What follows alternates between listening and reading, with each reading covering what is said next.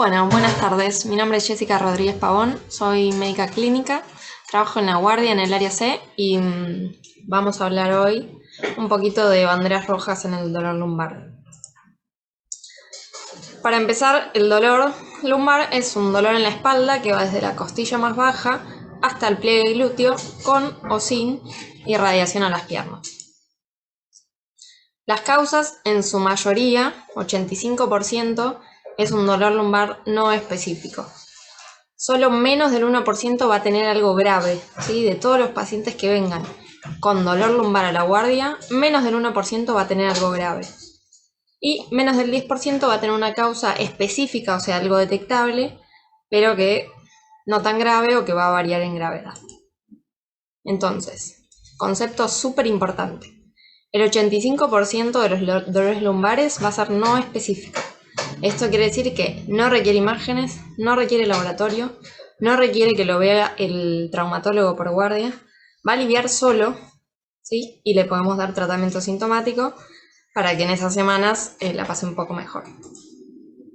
Esto es muy importante porque a nivel mundial el dolor lumbar es súper prevalente y de hecho el dolor lumbar crónico afecta al 23% de la población mundial y tienen episodios recurrentes a lo largo de los años hasta el 80% de los pacientes. Cada vez se gastan más recursos entre ausentismo laboral, tratamientos que son infiltraciones, fármacos, cirugías, kinesio, consultas, y nada de esto provoca una mejoría en los pacientes. Entonces estamos gastando mucha plata y mal, ¿sí? A todo esto el Colegio Estadounidense de Radiología, o sea, alguien que le sirve hacer imágenes, recomienda solo realizarlas cuando hay dolor lumbar después de 6 semanas de tratamiento médico y terapia física sin respuesta o alta sospecha de síndrome de cola de caballo, malignidad, fractura o infección. En el resto de los casos, no. Yendo a lo que son las causas, menos del 1% de los dolores lumbares van a ser graves, ¿sí? Como compresión medular o síndrome de cola de caballo, cáncer metastásico o infección espinal. Respecto de la compresión medular o caudequina, los síntomas que va a tener el paciente, bueno, en compresión medular, déficit neurológico progresivo y o severo, o sea, alteraciones sensitivas o alteración de la función motora desde un nivel para abajo, o en el caso de caudequina, agrega anestesia en silla de montar, incontinencia fecal o retención aguda de orina. Estas son nuestras banderas rojas, ¿sí? En ese caso, el estudio es resonancia y es de urgencia. Es una de las pocas urgencias traumatológicas. Las causas pueden ser hernia de disco, espondilitis anquilosante, trauma, ¿sí? Tumor, infección. Entonces, banderas rojas, el déficit neurológico, pero que es progresivo, o sea, más de una raíz o severo, y anestesia en silla de montar, incontinencia o alteración esfinteriana. En cuanto a metástasis, los síntomas básicos son dolor súbito y creciente, es el primer síntoma que manifiesta. Atender a banderas rojas.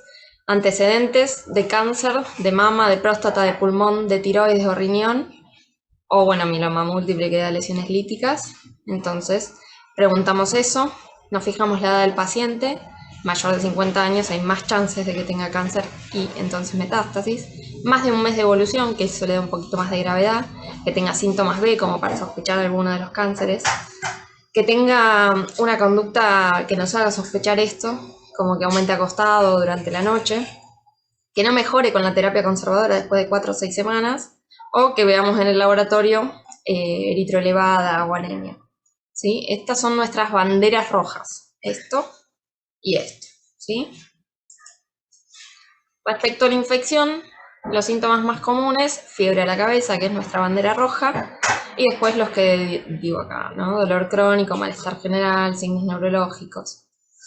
Factores de riesgo. Esto también está dentro de nuestras banderas rojas. Pacientes con inmunosupresión o HIV, pacientes que hacen hemodiálisis, pacientes que tuvieron una infección o que están cursando bacteriemia e inyecciones de todo tipo, ¿no?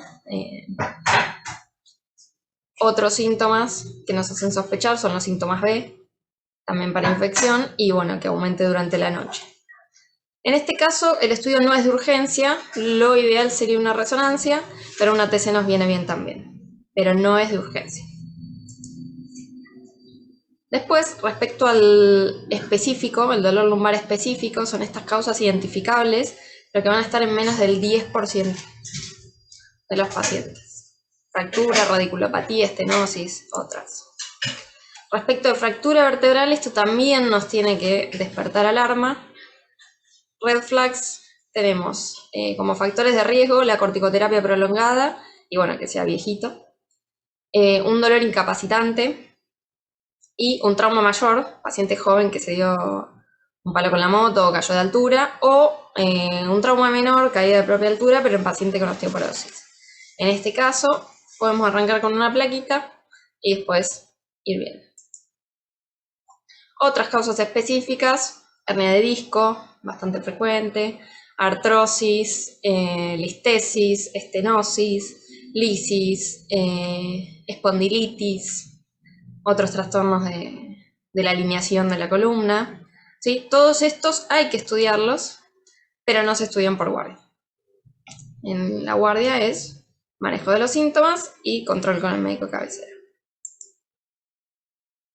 Acá les puse respecto de lo que es hernia de disco y otras patologías que dan irradiación.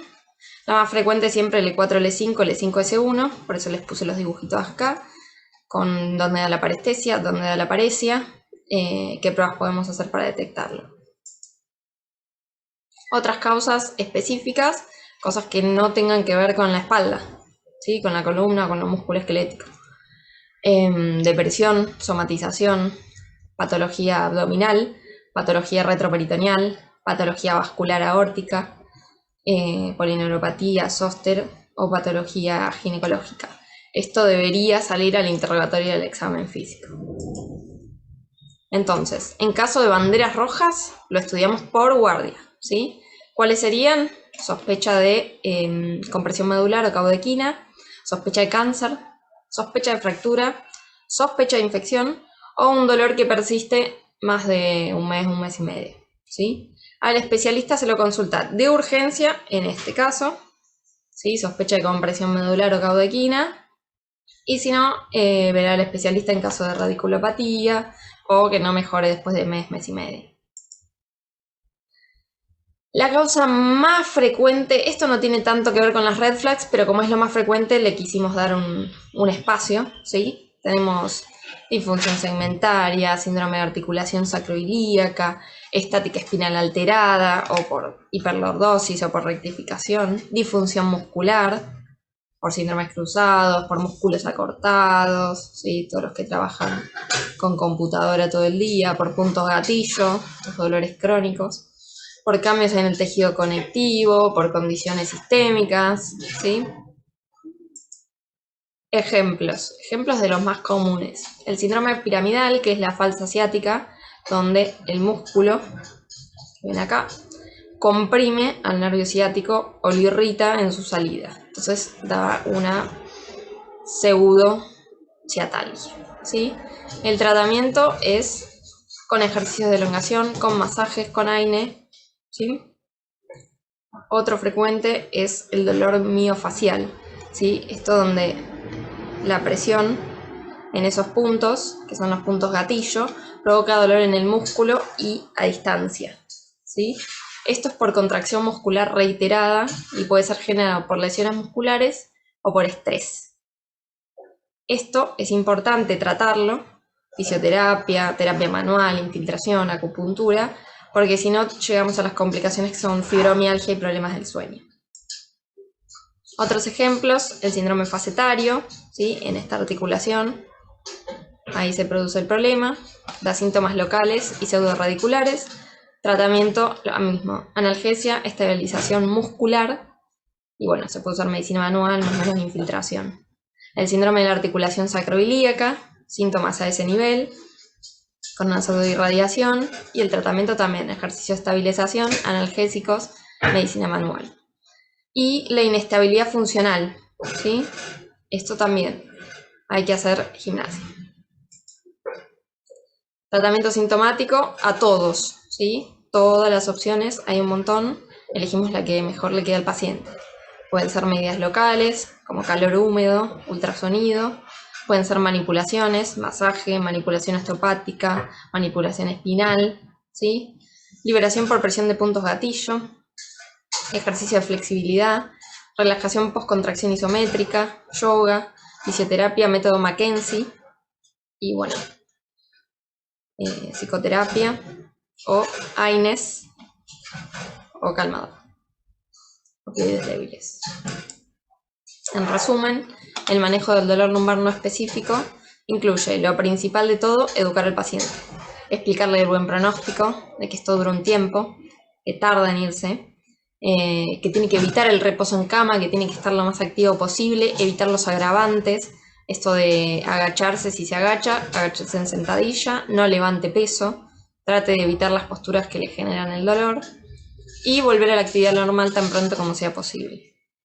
Dentro de los fármacos, lo más recomendado son los AINES, tener en cuenta los adversos, gastritis, falla renal, plaquetopenia, pero son los más efectivos por antiinflamatorio. Después opioides leves se pueden usar, hay que tener en cuenta pacientes con propensión a la adicción. Relajantes musculares están recomendados por la mayoría de las guías, pero hay que tener en cuenta los adversos, ¿sí? Por eso en general damos dosis bajitas y a la noche y por tiempo limitado. Terapia con ejercicios, todas las guías los recomiendan, varían en el tipo de actividad que recomiendan, pero bueno, cualquiera que pueda desarrollar el paciente estaría bueno, aquagym, flexibilidad, RPG, que podemos indicarlo nosotros, pilates, yoga, tai chi. ¿Sí? En la página del hospital hay ejercicios de flexibilidad que uno le puede dar al paciente, que al final de esta charla se los dejo donde están. Y bueno, pueden ser individual, en grupo, en esta época por ahí es más individual, con o sin supervisión. El paracetamol es útil para los pacientes que tienen contraindicación de AINE, pero no sería tan efectivo. Antidepresivos lo usan solo en crónicos, con lo cual va más para el médico cabecera o el traumatólogo. Y bueno, de medicamentos a base de hierbas, hay un poco y un poco, a favor y en contra. Rehabilitación multidisciplinaria, sobre todo para crónico, terapia cognitivo-conductual, todo esto que ayuda. Para yoga hay mucha evidencia de los beneficios a corto plazo. Después tratamientos invasivos en general no, ¿sí? Solo si lleva más de un año con esto, o si no, en general no los usamos. Manipulación espinal, esto de osteopatía y esas cosas, en general se recomienda si no hay mejoría con otros tratamientos. Y la acupuntura no hay mucha evidencia de que funcione, pero como no hace tanto mal, también es una opción. Bueno, esto es lo que le decía de lo que el instructivo que hay en la historia clínica. Van hacia la historia clínica, a materiales educativos, a la sección kinesiología y ahí aparecen, lo pueden imprimir y dárselo al paciente. Y bueno, eso es todo.